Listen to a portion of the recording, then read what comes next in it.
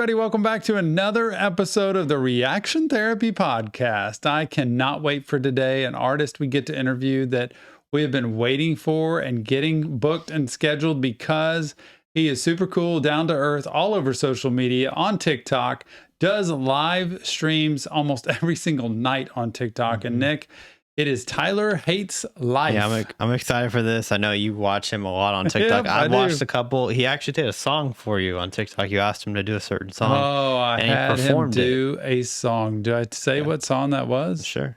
Yeah, I had him do 21 Pilots' Heathens. Yeah.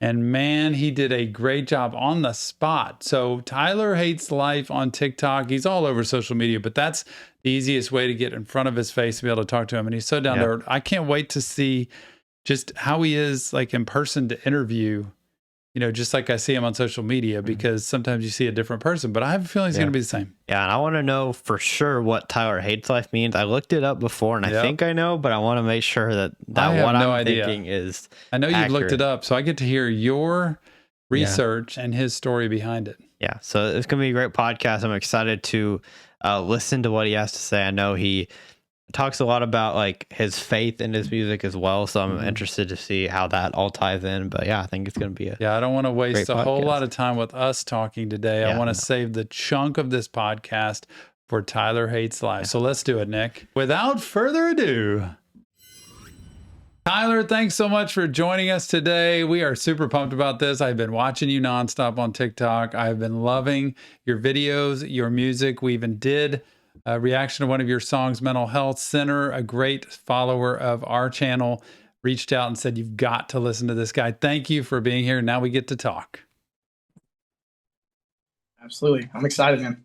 So you want to go first? I got a bunch of questions, but yeah, I was doing some research on you and I figured out why your name is Tylerhateslife, at least according to this article. I did not know. Yeah. It could be wrong, but it was, the article said it's based off of a Bible verse, John 12:25, I believe is what it is, where it's talking about how if you hate your life, then you'll have an eternal life or something like that. So is that true? First of all, yeah, it's true. I don't actually.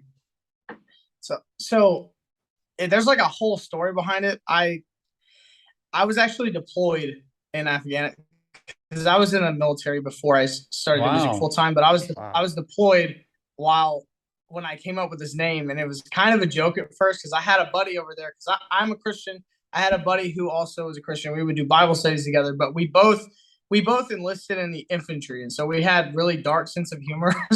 And so we were just like reading the Bible, and I was going through a tough time when I was 18. My mom passed away from an overdose, and while I was deployed, I got a phone call that my dad and my stepmom were getting a divorce because of a bunch of stuff. And I just, they were my rock whenever dealing with my mom's passing, they were the ones I would go to. And so when they broke apart, it kind of like started my real journey of mental health, honest to God, like, cause I had to figure out like, how's I going to do this alone. Right. And, I did have a friend though, and he showed me that we were reading John one night, and he was trying to help me out by showing me this Bible verse. And so he showed me this. He was like, look, man, it's okay to hate your life. He was joking and stuff. And then I remember like cracking up, and I was like, bro, I'm changing my name to that on Instagram. And then I did, just as a joke. And then people actually, because I put the Bible verse with it, it was more like, oh, I hate my life because Jesus told me to, like, just like a joke back, you know? And then it just turned into this whole entire thing that I started realizing that there were so many people who actually felt the same way that I, and so that's kind of how I got the name. That is really cool. I'm more fascinated with because I love hearing, number one, the fact that you rap, but number two, that you sing. And so when I watched you will take requests from people and you'll sing songs in your range of music, Nick. I even came on and had him do a 21 Pilots song because it's like one of my favorites, and he was so good. But your range and your ability to sing, I love 21 Pilots. How far back does that go? Like, what is your history in music? Honestly, most of the songs that I know, I just kind of found out that like most people are going to request songs that I may have heard it once or twice on the radio when I was a kid, right? And there are genuinely songs that just like I don't necessarily have to know it. I just need to see the chords on my iPad and I can just kind of sing to the song with my iPad right here. And so that's what I started doing, but it actually has become it's blowing my mind because I literally am making more money on TikTok than I was making in the army. And like if you would have told me that last year, I would have, yeah, because I don't know, I would have never believed it, to be honest with you. But like people just really love whenever you can sing a song they want to hear, or some people are going through a hard time. A lot of times they ask me to sing my songs, but like, Yeah. just I don't know, So it's just really like. When did you learn music? What instruments and singing? Like, how far back does your just playing and singing go? So when I was 16, I don't know, it was like a summer. I think it was summertime when I was 16, and I was just really bored. And my dad had this guitar, and I always wanted to play guitar, so I just started playing around with it. And little by little, I didn't have anything to do. So little by little, like I was a kid, I wanted to impress my parents. So I started learning these songs. And I remember the first song I learned was Simple Man by Leonard Skinner. It's the very first song I ever learned. And I remember playing that for my parents. And whenever I think it was just seeing them be proud of me. That's what kind of sparked the desire for music. I think because the trauma and stuff that goes back a long time ago. Because like my mom, I saw my mom once every other weekend, and every time I got to see her, it was like me just going out of my way to try and make my mom proud of me or something. You know what I'm saying? And so like a lot of that stuff, I think it just stemmed from when I was a kid. And so once I saw that music was something that I was making people proud, that started making me really fascinated with it, and I just enjoyed it. But I didn't think about making it a career. But then once my mom passed away, that's whenever the only thing that I felt like, I don't know, I remember just kind of sitting there and just like through prayer and stuff and being like, I can either dwell on this and be extremely depressed forever and or I can find a way to make her death not be for nothing, and like how many people have dealt with the same thing that I'm dealing with right now, that if I can somehow deliver a message of hope or something, then my mom's death actually has like could have saved a lot of other people, right? And it may sound bad, but honestly, it's all I can do though. At that point, it was like, that's all I can do because she's not coming back. So I can either dwell on it or I can try and find something good in it. And I think that's when the like music became my thing. It was yeah.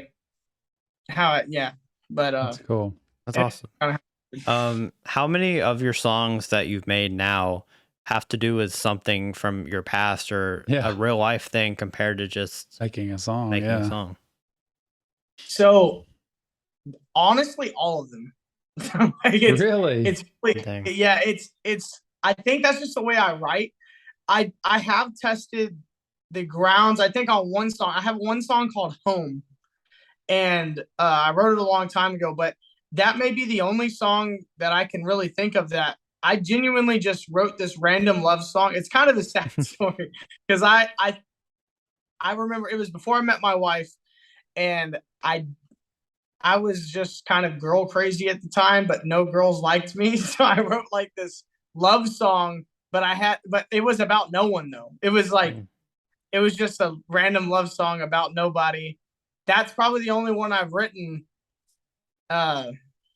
That other than that, they all have meaning. They've all been written towards somebody, or I have a whole album next year I'm making called Letters Home, where it's actually pretty sad, but but I mean I actually wrote the whole album in 2018 whenever I was deployed. Half the songs were written on that deployment, but there's a lot of just tough songs in there, but most of the time I write about life experiences. I think TikTok's actually pushed me it's gotten me out of my comfort zone. There's a lot of times I've had to write about, like, on the open verse challenges, right? Somebody else's open verse. So now I'm having to kind of write to what they're talking about. So it's actually made me a lot better. I think that's why I did so many of them. I just enjoyed doing it. It made me better.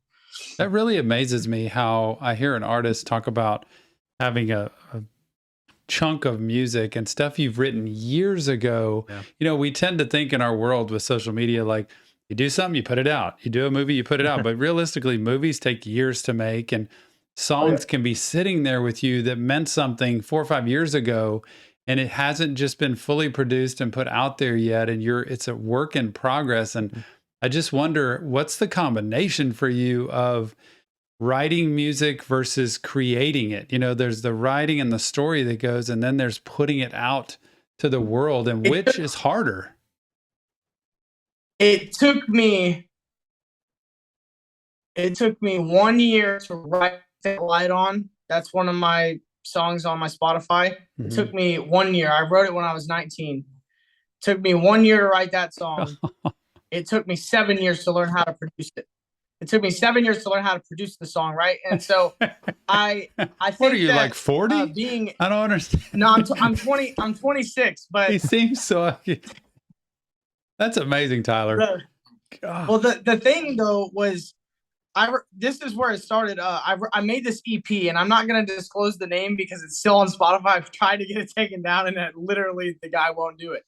But this guy charged me $4,000 when I was a 19-year-old kid. I didn't have any money, but he charged me all this money, and I really had no business even trying to put any songs out because it's a whole art. Like, especially knowing what I know now, if somebody who doesn't have experience as an artist comes to me and says, I want to put music out, I'm going to nicely tell them, hey, patience is a virtue. Yeah. And if you learn the art first, you're going to be, in 5 years, you're going to be so grateful that you didn't just put out music. Because, like, even once I started feeling like I was ready to put stuff out, my first songs still weren't that good. And it's but I actually love it though, because I love the growth that people are going to see. Like, I'm imagining 5 years from now, hopefully my music's like similar to the quality of what NF has out and stuff like that, right? But people are going to be able to look at my catalog and they're going to be like, dude, he started from here and ended up here. And the encouragement people are going to get, and the only way you can really do that though is by being independent. If you get on a label, they're going to make sure every single thing you put out sounds like Drake. But for me, because I'm doing it myself, there's none of that. And well, I'm sure we'll talk more about it, but like, so you've got a family, so what is your family? Like, tell us who you're married. Yeah. So I'm married. I have a wife and I have 3 boys. My wife had 2 kids whenever I met her. And, so they were she had 2 boys from 2 different dads. One of the dads is awesome and he's in the picture. The other one is not awesome and he just like left, you know what I'm saying? So I ended up actually adopting Eli, the 5-year-old. A lot of people would never guess it because he literally looks and acts just like me. But I adopted him, and now he actually, on my album, it drops in January. He's actually the first track on it, and it's him saying the Bible verse, John 12:25. That's cool. But so I adopted him. I have a stepson named Wyatt. He's 8 years old. Eli's 5 years old. And then me and my wife 2 years ago had our own son together. His name's Garrett, and his name's Garrett Lucas Smith. I've already imagined he's probably going to be a country singer. Garrett Lucas. Garrett Lucas. But, hey, shout out to my Uncle Craig and Aunt Josie. You know, Uncle Craig's our pastor at our church that we go to, and I was a ring bearer in his wedding. I've known him since I was a little bitty, and he's a really cool guy. And my Aunt Josie, his wife, was talking to me at a baby shower I was at recently, and she's like, you know, and they're hardcore Baptist. Like, they grew up like no singing, no dancing, no nothing. And so Josie's like really cool, but she's like, I've been watching your channel. She said, I can't always handle, you know, the words that are said, but I I tell people to watch it because of what you're saying. And like, she's at least open-minded enough to say, this is doing something. And Tyler, that's why when I heard you and heard this song, and I thought, I want to go check out a little bit more of him and watch you do a live on TikTok, for instance. You're just yourself. Like you are, I'm as relaxed as I can be talking to you. And that's due to you. So I guess my next question would be, you talked about like really helping people and really like that's your motivation to like do what you do now. So what advice would you give to like teenagers and young adults about life and about mental health stuff? Okay, so I think it's important to talk to people.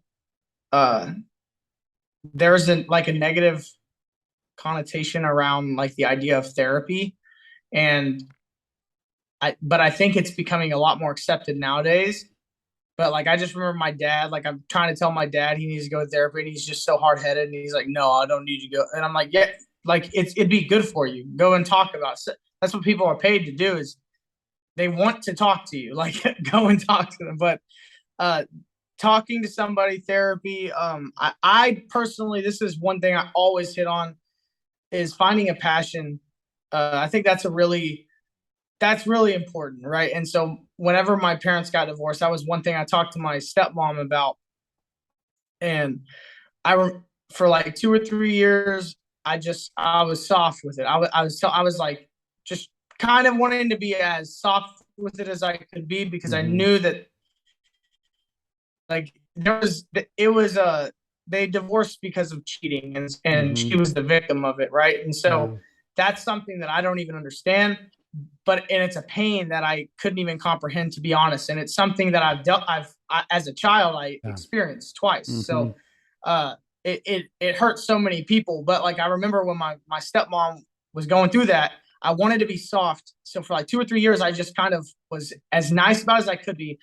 But there was a point whenever I was just like, hey, Mom, like, I love you, but you have to, if you sit here and dwell on it, it's going to just get worse. And I didn't want that for her. And I remember something I just, in that time, I was like, you have to have something to live for. And unfortunately, your something to live for was your kids. And I think that happens a lot of times to especially moms, because they love their kids. Like moms love their kids.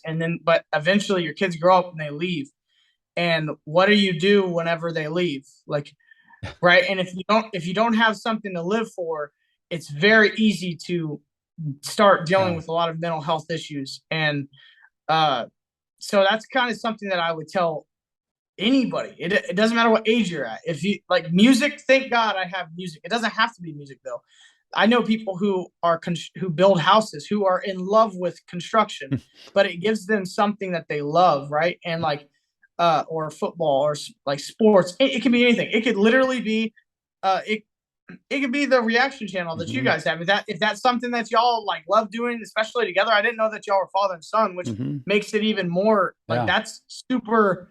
That means a lot to me, because that shows me that you're a really good dad, and that's one thing that I want to be, as a good dad. Like like that's. You know what's funny about that? The way you tell that story is that we've always talked about for Jill and myself that God comes first for us, and it hasn't always done that in my life. I haven't always been that way, but finally one day it dawned on me, and I woke up and I had a great awakening. But we always tell our boys, right, that we love each other more than we love you. And I hate to even say that to you because it's going to break your heart, but we have to love each other so you get the most from both of us. If we just isolated you, we would suffocate and we would die away. And so when they're gone, we celebrate like they're finally 21 and 18. It's like, we're going to get to like live a life and hopefully have grandchildren and love. It's awesome. But I do tell teenagers that, number one, you need to know what your priorities are on relationship and not just funnel it all through your children. And number two, you need to have a purpose like you're talking about. You've got to know what you're passionate about. And that can't just be always with your spouse. Like you have to have your own desires, your own interests, the things you love to do, and you can share in them, but You're talking about a lot of great stuff, Tyler, that so many times people today are teenagers. You know what they do? They get in a relationship and then they just suffocate. They suck up next to each other and is so enmeshed and codependent that they can't see life outside of that. Oh, there's someone in my life actually right now, very close to me, that has a girlfriend that he's very serious with, and they're going through a tough time right now. And he told my wife yesterday that he was like, I'm going, like, he's like, I don't know what I'm going to do. I'm going through a tough time. And I'm like, I admire and I love that he loves his girlfriend so much. But I'm sitting here and I'm like, man, like, your whole life, when you were a kid, you were, I almost feel like I'm speaking this to him right now, but like when you were a kid, you're like, you were passionate about the games you were playing, the sports, the stuff like that. But as you got into high school, it's kind of like you lost your purpose almost. And well, he went to the Army, and that was something to live for. But I'm gonna be real with you: the Army is one of the most toxic places you can go to, especially if the Army produces either the best of the best or the worst. And that's the way that I see it, for real. Like, I've met the best leaders I've ever met in my life, but I've also met some of the worst people I've ever met in my life. And it's a really dangerous place to be at. And it's really difficult to be passionate about it, especially, like, for me, it's hard because there was toxicity. And I was like, bro, this just isn't the way that you should treat someone, or this isn't the way, that's just not how it should be. But he ended up getting out of the Army, and then but he's struggling with this relationship right now. And for me, I'm sitting here and I'm like, it's awesome that you love her as much as you do, but you have to have something that, like, I'm just being honest. Like, yeah, I've told my wife this to her face. Me and my wife are literally best friends. I tell my wife when I'm struggling with anything, like, it's an open book. But I've said this before, and it sounds bad, but I'll be like, I love you more than anything on this planet. But like, if something ever happened, nothing's ever going to happen because me and her are going to be together forever. But if something did, I would be okay because I have a passion in music. I have something to live for, and I have my kids, which I'm not putting music before my kids, but I'm just adding that in. But like, the kids give me one thing, but that's just kind of one thing I found, though, is like having the music stuff. It's still like, even no matter how depressed I've ever been, I've always had that. And I know for a fact that there's nothing that I could go through where I wouldn't have that, you know? And gratitude for that. I think that's something that I try to push towards people, especially even like in my music and stuff, and probably in the future, because I'm starting to talk more and more about mental health on especially my Tylerhateslife profile. It'll probably be some stuff that I talk about that are similar to that, because that's important. Really cool. Very cool. So how would you say you balanced like your own mental health with the music you put out and other stuff you do as well? No kidding, especially being a person that, you know, you could record 24 hours a day. You're kind of, it just seems like music, it seems like everything's on all the time. How do you balance that? Yeah. So my wife, to keep the answer short, I don't know if I would be able to if I was single. My wife is my rock, man. She like, no matter how, she keeps me humble. She's probably 80% of the reason that, like you were saying, that I'm down to earth. Like, she's a huge part of that, because both of us are equally yoked, right? The Bible talks about that. We are on the same wavelength. Like, I don't think there's anything that we disagree about. And because of that, though, anytime that I in the past have gotten a little cocky or something, my wife is very quick to be like, hey, you ain't that cool, dude. Like, she's like, I'm looking at you right now and you're just as human as you were yesterday. So she helps me a lot by being my rock. And then let me ask you, can I ask you about just the music that you do, and whether or not, you mentioned being a Christian and you have sung, you have rapped. Do you consider yourself a Christian rapper, or is that a bad title? No, I absolutely do, actually. Really? Yeah. So I call myself, I call myself a Christian artist because I do more Okay. than just rap. The next song is a rap song, but the song after that's actually way like Ed Sheeran, like perfect type of a song. But not like the song is perfect, but the song perfect. Have you heard that song Yeah. by Ed Yeah. Sheeran? Anyways, yeah. So it's like that kind of a vibe. So it's more of an artist, but I absolutely do consider myself a Christian artist.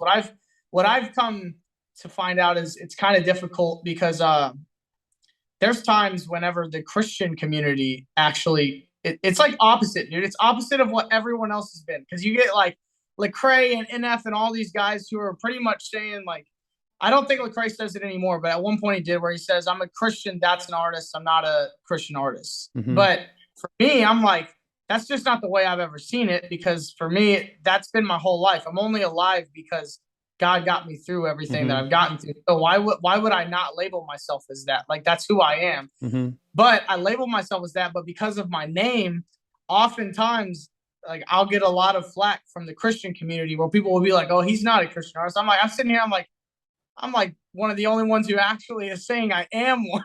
Yeah.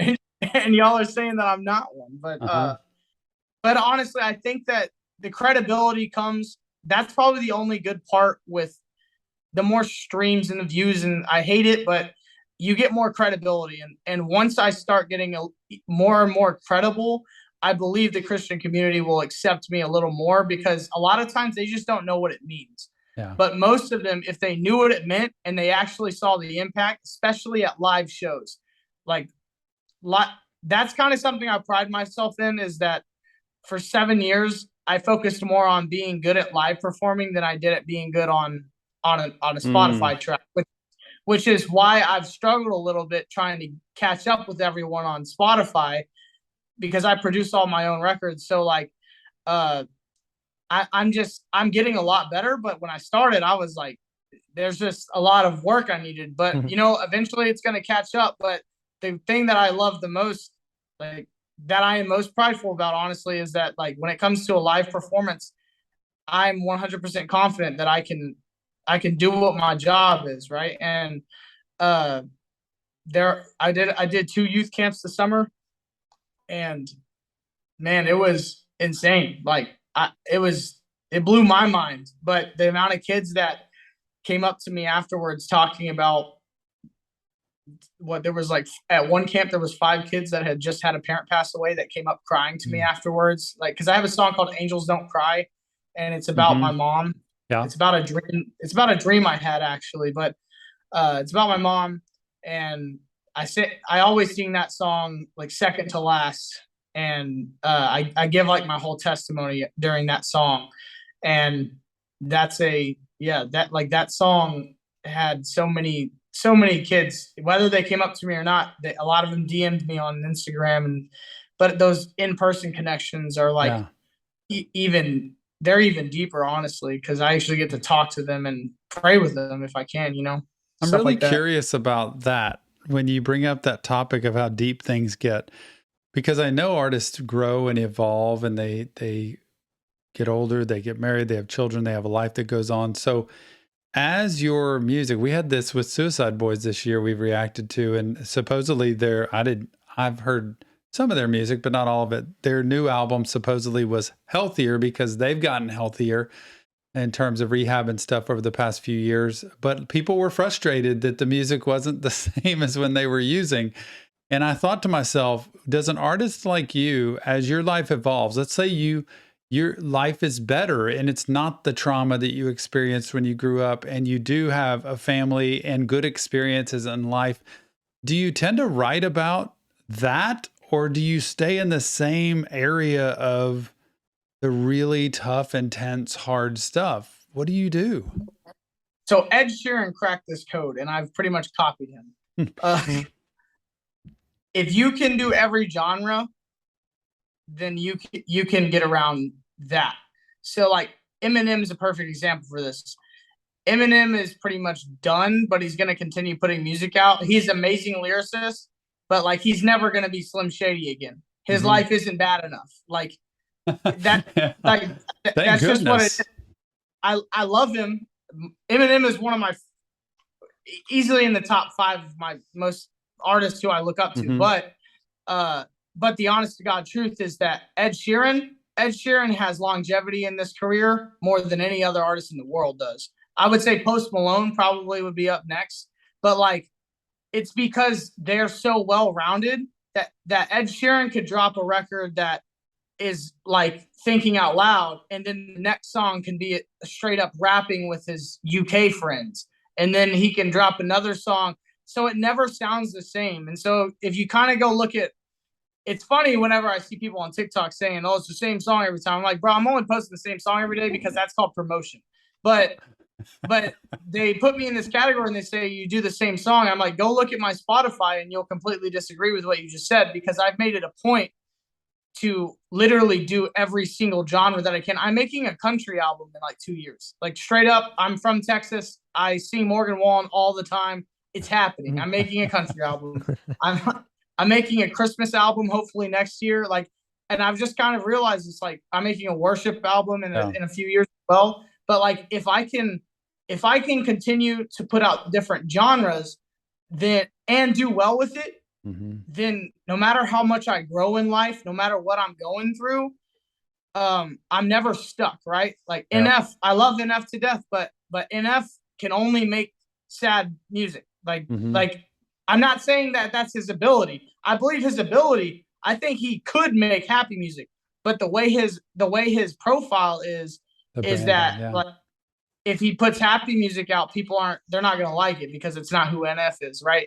Which is another thing that I've actually started combating is I'm making this Tyler Loves Life profile, right? So this is actually really funny. So I'm actually making a Spotify profile called Tyler Loves Life. Tyler Hates Life is going to be more of this like mental health stuff and talking about the serious things that I actually want to talk about. But then songs like The Real Thick Shady, though, like where it's just kind of like goofy or flexing or just like what a normal rapper would do, I'm going to throw that on Tyler Loves Life. So it gives me two different profiles, but it's also interesting. It's kind of like the Eminem thing where it's like an alter ego, right? Tyler Loves Life lives for God, but not of the world. Tyler Hates Life lives for God, not of the world. Tyler Loves Life lives for the world, not for God. Okay. But at the end of the day, I mean, depending on how big it gets, like, I don't know if you keep up with 21 Pilots at all, but 21 Pilots has like such a crazy story behind each of their albums. If you really look hard into what their albums mean and everything, that's kind of what I want to do is like, if it continues to get bigger and bigger, then I would have these two profiles and eventually Tyler Loves Life would like die or something because he lives of the world. Right? Yeah. Funny. I don't know. It's just like an idea, but it also helps with what you were talking about because that gives me the ability to make sad music on one profile, but then make like more happy, energetic music. And yeah, so it's. I mean, none of it will ever involve cussing. Just putting that out there because I know someone was asking if I was like no because that's just I try not to cuss anyways. But I probably on Tyler Loves Life I probably would. I already started writing the first song. It's called The Real Thick Shady Part 2. But That's cool. the first song, and it's pretty much making fun of Tyler Hates Life, and that's it's going to be hilarious. But I love it. I think sorry much. I guess. So is there? You mentioned a couple artists like Ed Sheeran, Eminem, NF. Is there specific artists that you look up to for who they are, like as a person, not just like what they make with their music, but as a person too? Yeah, Dolly Parton. Dolly Parton. That goes back to my day. Yeah. Yeah. No, I started looking. My uncle was actually the one who talked to me about her first because he loves her, and I started kind of looking at the way she's done stuff, and she really is so selfless. She does a lot of stuff for people and tries to help people a lot. And if you really look into what she does, there's a lot of organizations that she's a part of trying to help people, right? I can't necessarily I don't know enough to say whether she's right or wrong and what but I know she's trying to help. And to me, when I look around, like there's multiple influences. I like her for that reason because she tries to help people. And I really believe that at the end of the day, if you try to help others, you're just you're going to succeed naturally because people are going to want to be around you, but that's not the reason that you do it. You don't do it because you want to succeed. But if you do it, you will succeed because people are going to want to be around you. They're going to love you. And that's exactly what she did. Yeah. But then some other influences, Russ, I don't know if you know who Russ is, but he's a rapper. Yeah, it looks like he knows. So Russ's mindset, I love Russ's mindset. I don't necessarily 100% agree with everything he says, just because like we have two different. Like I'm a Christian and he's not really spiritual, and so like we're obviously going to have some differences and opinions on things like that. But when it comes down to like work and work ethic and how to get things done, I think he is a genius in the way. Like honest to God, he is just so he knows how to get it done. Like but yeah, and then I already talked about like Ed Sheeran and I mean, I don't know if I like Ed Sheeran because of how down to earth he is. Everything you said at the beginning, that's how Ed Sheeran is always. Everyone always is like Ed, you're the most popular person in the world, but it seems like I'm having a beer with you right now at a random bar. Like there's no pressure, and it's because Ed Sheeran gets it though. He took a hiatus from social media for like 2 years just to like he didn't even get on social media. He just went and wrote albums and spent time with his family. And I'm like, that's what wow. I can't wait to do that. Once I have an actual platform that'll succeed without me being there, yeah, I promise you that. Speaking of that's a good segue, Tyler, because I think people that we talk to, they like to hear from people like you about stuff they don't see in your music. So your daily life, the things you like to do, what your typical hobbies are when you're not out there just singing in front of people and performing. What are the little inside pieces of like, what's your life like? Yeah. I got 3 kids. I know. Say, some people are like, it's just a regular boring life. Like it's not anything flashy.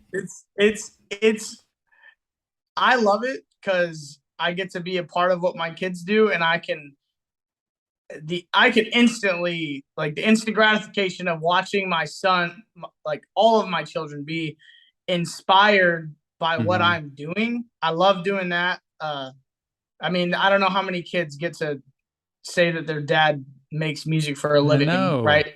Yeah. Which is I think it's really cool, but it's inspired my kids, and I know it will. One day they're going to be struggling and say, Dad, I don't know if I can do this. I'm going to say, I promise you can, because you watched me do it. Yeah. Like you watched me, whatever your dream is, if you work hard enough, you'll get there. And that's just kind of the message I want to give to my kids. So I love being able to do that. But yeah, most of my life outside of music revolves completely around spending time with my family. It has to. Like if I don't do that, then I don't know. I won't be balanced for real. Because I enjoy doing it. That's what I love to do. And hopefully sometime soon I'll start getting like obsessed with working out, because now, not to be funny, but I really do like, I'm used to being in good shape, obviously being in the Ranger Regiment and all that stuff. But like, yeah, because I wasn't just in the Army. I was also an Army Ranger. So like, I was like in special operations. So I was like used to working out hard. And then as soon as I went into the real world, I did have a civilian, like regular job for about 4 months. And I gained like 40 pounds in that 4 months, just because like you in the Army, the first 3 hours of the day are dedicated to doing PT to stay in shape. And when I went to a regular job, that's not how it was. So I was working 10-hour days, and then I would get home, and it was either spend time with my kids, do music, or go work out. And I could do 2 of those, but I couldn't do 3 of them. And I would choose music and my kids and my family. And so I ended up gaining a bunch of weight. So hopefully now, because my life is different, because like I'm doing music full time, I am just like praying to God that God will like put the desire in me to, it's not necessarily because I want to be skinny or anything. Part of mental health is being healthy. Like, and part of mental health is sleeping enough at nighttime. It's what a lot of people don't realize. Like, I read this book last year called Why We Sleep. I can't remember who wrote it, but it was an amazing book, and it changed my whole view and on sleeping. But like, if you're not sleeping 7 hours every single night at least, you're I'm not telling you what to do or anything, but I'm just not y'all, but I'm saying to anybody watching this is like, if you're not sleeping at least 7 hours, you're already starting your day off the wrong way.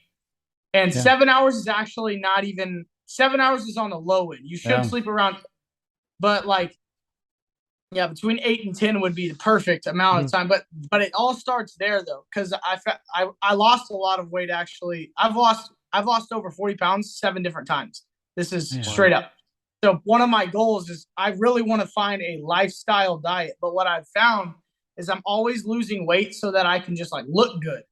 And that's not what it's about though. Like now I'm out of the active duty Army. I am still in the Army Reserves, but it's more about being healthy and being able to be a good dad and a good husband. And it's not so much about looking so amazing or anything. It's more about being healthy. So sleeping the right amount of time, eating the right foods, working out whenever I can. And even if I'm not the skinniest dude in the world, at least I'm healthy. And when you start getting healthy, your mental health actually starts getting better. Like, especially if you like to run, like get the runner's high that people talk about, like that always helps me out. I feel like this is a whole therapy session. I'm sorry. Here we go. That's the part we say though all the time here is balance keeps me stable, and play on words with that. You know, when you're balanced, you're stable. And when we talk about eating, exercise, and sleep, those are the 3 main things. You know, if you eat steadily throughout the day, not all at once or not at all over the hours, and if you sleep, you know, like you said, a balanced sleep routine and movement, not even working out, just movement. And it is so hard, Tyler, I think for most people in today's world, because it's on 24/7, it's just harder for us to stay in a routine when everything is just on. Definitely. Yeah. Hey, last piece. This is the final piece. Give us 2 songs, the next 2 that we should do of your music, like other than mental health. What are the next 2 we should cover? Wow, that's hard. Hold up. Let me. The next 2 Tyler Hates Life songs that we should do. So I think that In My Head is one I just dropped. I think that would be a good one. And then Still is a very 21 Pilots vibe, and I think that it's a song that you would appreciate. Awesome. I can't wait. Tyler, you are so nice for taking the time. Like, we could literally sit here for a while and just talk. Dude, so we'll have to have a part 2. I love podcasts. I talk way too much, man. So y'all feel free to cut whatever you have to make the video however long you want. It's been awesome. I love the just straight up Tyler. Like, it's awesome. So thank you very much. Appreciate that. Yeah, appreciate you coming on, and we'll definitely have to do this again for part 2. Yeah, bro. I'm down. Thanks so much, Tyler. Awesome. Whoa, what an interview. Nick could have gone for hours just hearing stories of his life. He self-admittedly talks a lot, but so do I. So between those 2, it's hard to get a word in edgewise. I think he might have you beat, though. He loves to talk. He has a lot to talk about, a lot of cool like stories, and very family-focused guy, and I like that. And the insights on his life, like with his history and his family, and how much that lined up with NF. Was that not shocking? I know. And also the ability of him to know kind of his vision and his plan. One thing I'm a little bit sad we didn't get to ask about that we should later is like just kind of 5 years down the road. He gave us a little bit of a glimpse of like what he wants to do next in the next 2 years and 3. So it was kind of cool with that, but I can't wait to see. He's got so much variety or range and genre, I think. Yeah, I'm excited. That was fun. I'm excited to do it again, because I think we'll definitely have to do it again. Yeah, sometime. go see him on TikTok. I'm going to go over there. You'll see me over there. And I want to be able to pop in and do one of those live streams with them side by side. Yeah, if y'all want to see the extra little 10-minute bonus clip of Tyler Hates Life podcast, go Patreon or YouTube members can see it. And it's, like I said, it's going to be a 10-minute kind of extra clip from the podcast. So if you are a big Tyler Hates Life fan or just want to watch an extra clip, go over there. It will be live. So yeah, I think that'll do it. Can't wait to react to the next Tyler Hates Life song. All right. Thank you so much for watching. We'll see you on the next Reaction Therapy podcast.